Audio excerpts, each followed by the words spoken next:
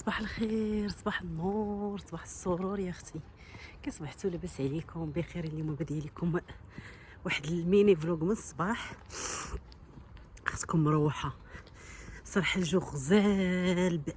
شوف ملي كتمشى كتعرفوا الجو كيفاش كيكون بارد وسخون، كيكون واحد الدفء فيه سيرتو في الصباح. يا اختي نتوكلوا على الله ونمشيو نخدموا النهار ديالنا ان شاء الله. جيسبيغ كو يدوز مزيان.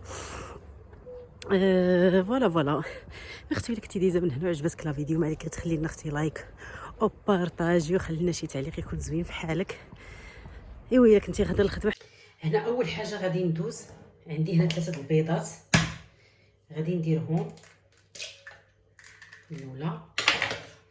بسم الله على بركه الله، استغفر الله العظيم. الثانيه،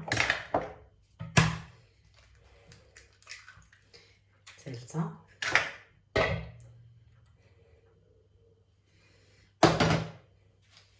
انا غادي نضيف تقريبا كلشي في خطره. المهم عندي هاد سميتو ديال الوليدات الصغار ديال نيستلي، غادي نسن به.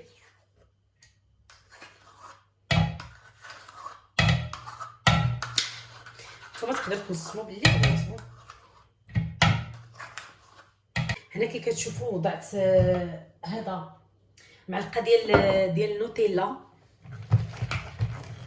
شفتوا؟ بلا ما ندير ديك البودره ديال الكاكاو المور. دابا غادي ندوز، عندي الشكلاط قطعته على هذا الشكل هذا. غادي نضيف واحد الكميه اللي هي قليله. ما تخافوش البنات من الخليط الا كيبان لكم هنا عاقد. فوالا نضيف واحد الكميه لا باس بها.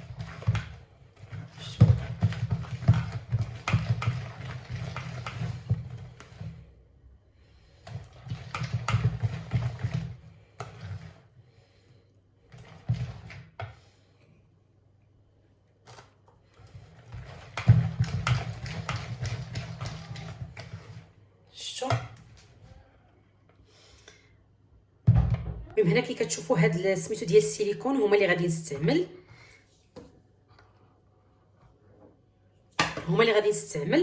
وهذه اللي شاركت معكم لا ديغنيغ فوا. المهم انا غادي نعمرها وغادي نشاركها معكم كيفاش كتجي.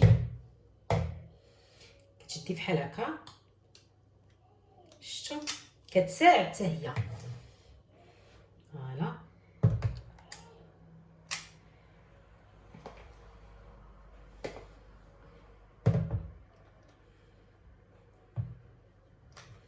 فوالا.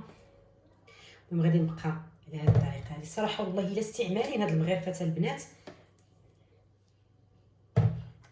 شفتوا؟ نزله وحده.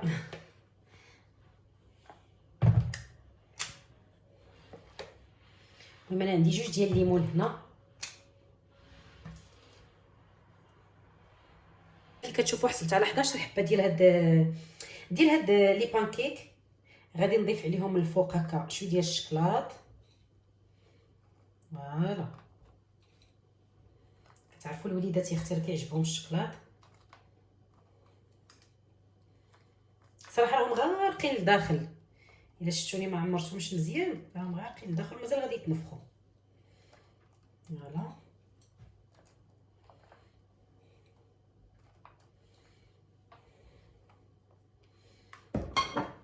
اي فوالا. دابا غادي ندخلهم الفران وخليك معايا اختي باش تشوفي الشكل النهائي ديالنا. صراحه لي كاب كيك ديالي صراحه جاو غزالين، كيحمقوا، جاو مسفنجين من الداخل. هنا كي كتشوفوا راني كنزينهم بشويه سكر كلاصي.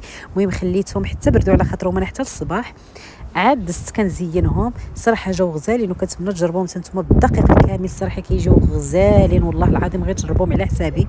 كتعطيو حتى لوليداتكم شي حاجه اللي هي صحيه 100%. وهذا الشيء هو اللي كنخدم عليه.